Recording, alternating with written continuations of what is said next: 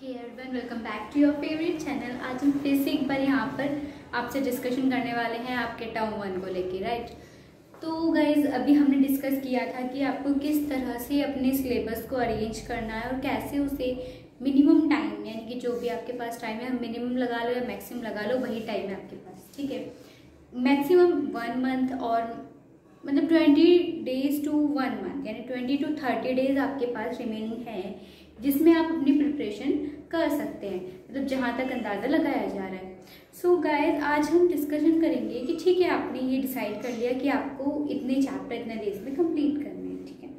अब देखिए करना कैसे है। अब जैसे आप लोग क्या करते हैं कि आपसे कहा जाता है कि टाइम टेबल बनाओ बेटा, ठीक है ना। ये मतलब ठीक है, ये सब कहते हैं, ये बहुत पुराने ज़माने से टाइप का ये चला आ रहा है कि आपको कुछ भी मतलब जैसे एग्जाम वगैरह आते हैं तो आप क्या करते हैं, एक टाइम टेबल बनाते हैं, ठीक है। सब बच्चे बनाते हैं टाइम टेबल, लेकिन होता क्या है ना, कुछ बच्चे जो टाइम टेबल बनाते हैं वो पता कैसा बनाते हैं, 4 बजे उठेंगे, नहीं कुछ तो 3 बजे उठ जाएंगे, ठीक है। टाइम टेबल में I am saying about time table, ठीक है, कि आपको टाइम टेबल इस तरह से इतना हेक्टिक टाइम टेबल आप लोग बना लेते हैं कि जब उसे फॉलो करने की बात आती है ना, तो आपके अंदर से ऐसी बात आती है, ये मेरा ही है ना, ठीक है, मतलब मैं इसे फॉलो कर लूँगा, मतलब ऐसा आपको खुद पे डाउट होने लग जाता है। तो पीछे ऐसा करना ही क्यों है, ठीक है। आपको ऐसा टाइम टेबल बनाना ही क्यों है कि जिसे आप फॉलो ही ना कर पाए, वही आज हम यहाँ डिस्कस करेंगे। तो आपको देखो, सबसे पहली बात तो टाइम टेबल बनाओ, ये मस्ट है। मैं ये नहीं कहूँगी आपसे कि आप टाइम टेबल मत बनाओ, ठीक है, आप जैसा टाइम टेबल बनाते हो बनाओ, लेकिन ठीक है, आप एक टाइम टेबल अलग से बनाओ जिसमें आप सिर्फ ये डिसाइड करोगे कि आपको एक दिन में कितना टॉपिक कवर करना है, ठीक है। वो किसी भी सब्जेक्ट का हो सकता है, मैथ्स हो, हिंदी हो, एसएसटी हो, कुछ भी हो सकता है। एक दिन में आप 2 सब्जेक्ट्स भी ले सकते हैं, 3 सब्जेक्ट ले सकते हैं, अकॉर्डिंग टू योर कैपेसिटी या इंटरेस्ट। आपको अगर इंटरेस्ट है, जैसे कि आपने एक दिन मैथ्स ले लिया, आप सोच रहे हो कि कुछ एक दिन मैं प्रैक्टिकल ले लेता हूँ और एक दिन मैं फिर थ्योरेटिकल, इस तरह से। या फिर आप ऐसा सोचते हो कि एक दिन में मैं 2 स्लॉट्स डिवाइड कर लूँगा कि सुबह में मेरे को प्रैक्टिकल पढ़ना है या शाम में मेरे को प्रैक्टिकल पढ़ना है और दूसरी शिफ्ट में मेरे को थ्योरेटिकल पढ़ना है, ठीक है। It depends on you, but मतलब जो एक टाइम स्लॉट वाला टाइम टेबल होता है उसके कंपैरिजन में अगर आप टॉपिक वाइज वाला टाइम टेबल बनाते हो,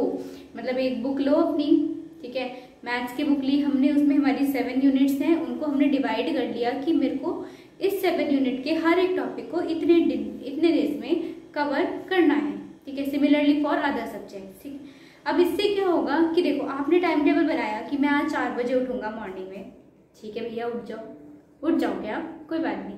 फिर आपके टाइम टेबल में लिखा है कि आप 4 से 5:30 बजे तक पढ़ने वाले हो, लेकिन होता क्या है कि आप उठोगे 4 बजे, आधा घंटा तो आपको यही समझने में लग जाता है कि हाँ मैं 4 बजे उठा हूँ या उठी हूँ, ठीक है।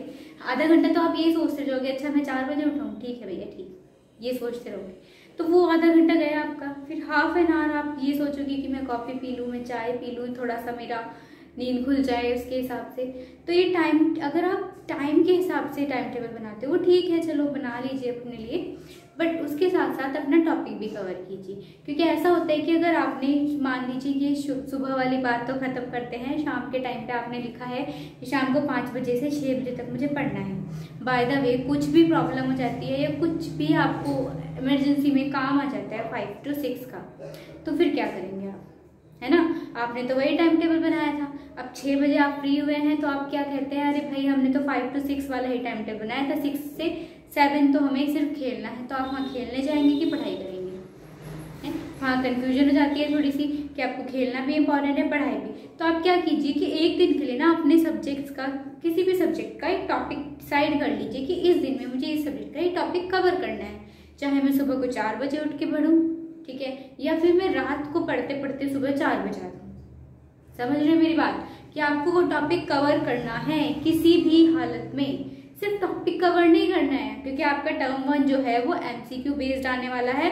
सो आपको उससे रिलेटेड एमसीक्यूज, उसके जितने भी आप पॉसिबल केसेस बन सकते हैं, ठीक है, बहुत तरह के एमसीक्यू आने वाले हैं, तो आपके केस बेस्ड आने वाले हैं, सेशन रीजन आने वाले हैं, तो आपको क्या करना है, मैक्सिमम क्वेश्चंस उसके कवर करने हैं with in that time.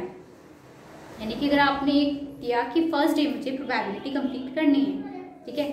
On 16 अक्टूबर मुझे प्रोबेबिलिटी कंप्लीट करनी है, तो चाहे आप पूरी रात जागे, चाहे सुबह 5 बजे उठें या 4 बजे उठें, आपको कवर करनी है, मतलब कवर करनी है, ठीक है। उसके बाद अगर आपका ये टॉपिक कवर हो जाता है, उसके बाद आपका पढ़ने का मन करता है तो ठीक है, वेल एंड गुड। अगर नहीं करता तो आपको एक अंदर से सेटिस्फेक्शन रहेगा कि हाँ ठीक है, मैंने मेरा जो गोल था आज का वो मैंने रीच कर लिया है, ठीक है।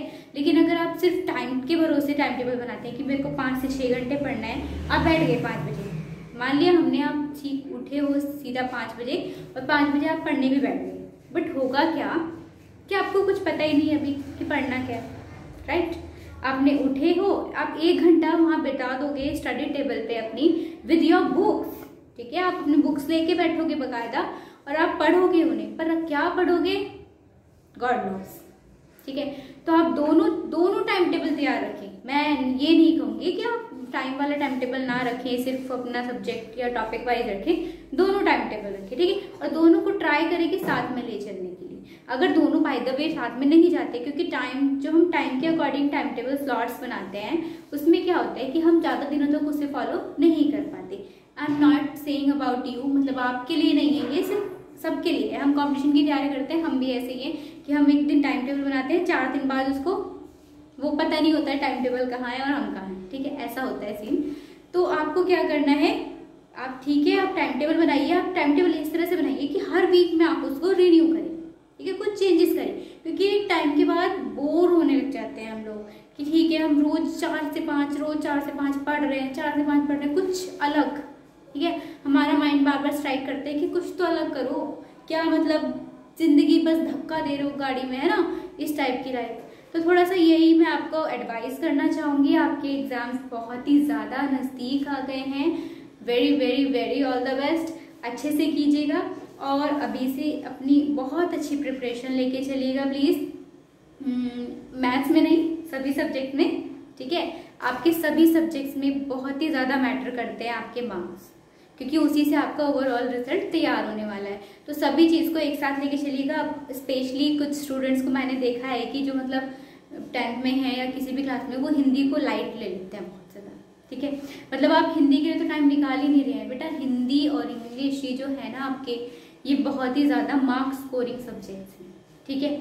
अगर आप चाहते हैं अपनी परसेंटाइल अच्छी बनाना, ठीक है, मैथ्स पढ़ रहे हो आप, वेरी गुड, लेकिन आपको हिंदी को भी थोड़ा टाइम देना चाहिए, क्योंकि वो अगर आपने उसमें अच्छे मार्क्स जाते हैं तो आपकी परसेंटेज जो है वो काफ़ी हाई जा सकती है, ठीक है।